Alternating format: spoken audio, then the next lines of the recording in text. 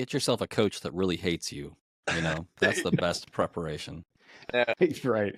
Yeah, you'd hate to get to A&S and be surprised by some adult male that you'll never be able to, make happy. You should have one of those in your life beforehand. Really, really get you in there. What are some common mistakes you're seeing from dudes with their physical training? So the pre-session plan is awesome. I already made myself a little note. We did an episode with JD. And was it JD and Nate? I'm sorry, I'm blanking on the other guy's name. Trent, is it Nate? Dude, we're almost 300 episodes in. I have no idea. I know.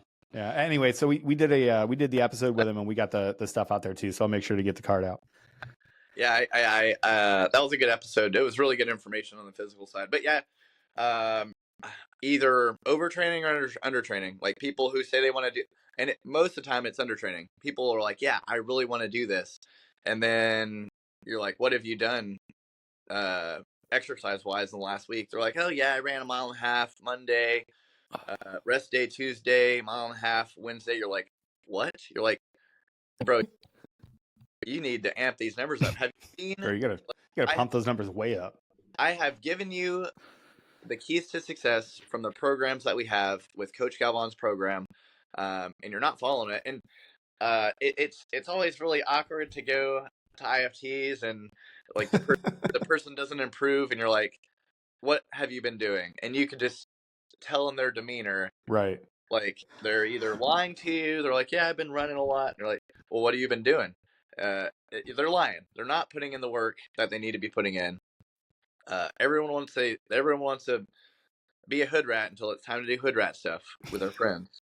No, but seriously, like the bulk of it is just undertraining, people not putting in the work. They tell themselves like, I want to do this, I want to do this.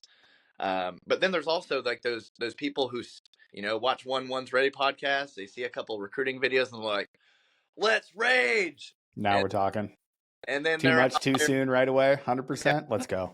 They're out there with their friends carrying logs and working right away. Who's going to carry the boats, baby? Yeah, working out for 10 hours a day. Yeah, so people just going from not exercising to way overdoing it. You'll see that too.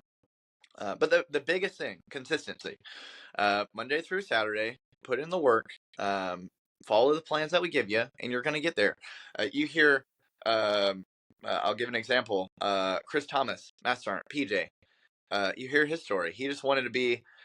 He went to one PJ unit, went off the couch, and was crushing the IFT in a matter of like a month, 2 months. Like, and for younger guys, that you can do. Also, incredibly good looking. Super good looking. That guy's mustache. That's Magnum PI level.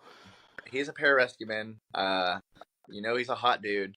But anyway, it is very doable to come off the couch, say you want to do this stuff, and then if you really want it and you're truly dedicated, staying to a consistent program and then passing the IFT in a matter of 2 months. And that's people coming straight off the couch. I've seen it in my program. I've been super judgmental of people who've come, been terrible at IFTs, and then they, who'd have thunk it? They put in the work. They kept showing up, and then every time I see them, they keep improving. And then they ship off, and now they're about to graduate and get their berets. How's that feel for you, dude? When somebody graduates that you have like poured your time and effort and experience and mentorship into, when you have somebody that gets to the end of the pipeline, or even, to their job, because you're doing other recruiting for other Air Force specialties. So when you see somebody get to the end of that pipeline, how do you feel? I have not experienced it yet. Oh man, no, not yet. No, because I've only been in recruiting a year. So okay, got it. It takes, I'll take your excuse, Mark, but BS. Let's go. It takes some time to get the berets, but I mean, it is extremely gratifying to send people off and have them succeed. It is the best feeling in the world. And as far as job satisfaction, things I've done in the military, like deploying 3 times, aiding battalions and companies going into enemy territory and controlling aircraft, being on response forces that are responsible for massive areas of Africa, like very satisfying. But some of the most satisfying times of my career are being able to have this massive impact of instructing at basic training, SWIC, the TACP prep, where you have outreach of thousands of people, And then here in recruiting, you know, it's a massive outreach. Every school that I go to, you know, I'm literally changing lives with how much I'm working.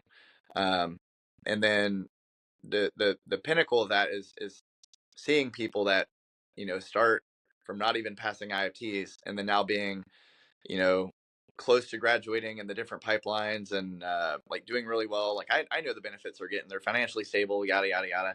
They're, you know, on a team. They're doing really good things.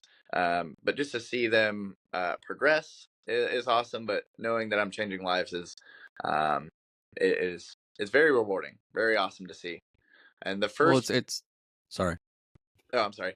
And the first group, the first batch of my recruits, you know, the shortest pipeline is SEER um, and EOD. So this summer, I should be seeing some of the guys graduate. Jared Tanaka, SEER guy. You got Josh Bustamante, Malachi Webby, EOD boys, EOD bad boys, NorCal bad boys. I love how you're just putting their full government name out there, like it's no problem. Like you didn't ask him about it, didn't say anything. You're just like, hey, here's a full name for this dude. We'll go ahead and bleep those out. we'll put a clown horn on it. I love No, the clown horn. no, don't. Peaches, make it a clown horn. Don't do it, guys. Yeah, put and then smoke them. It builds character. Come on. It does build character. But yeah, love it so much. I was going to say, you see the little wins too, right? Like when you see that person that goes from, you know, thinking that you're just telling them what to do and viewing you as like an authority figure, like a teacher or a parent, to like when they take full responsibility for their own actions. Because you're not going to make it through this pipeline without you being your own authority figure at some point, right? Like everybody kind of ebbs and flows. People go to basic training, they lose it, and they're like, "Oh, I'm a victim of the Air Force." But like to make it, like you see it happen over and over again when like you'll see them make the turn, right? Like instead of them being like wanting to lie about what they're doing, they're like, no, like I'm going to do this for me.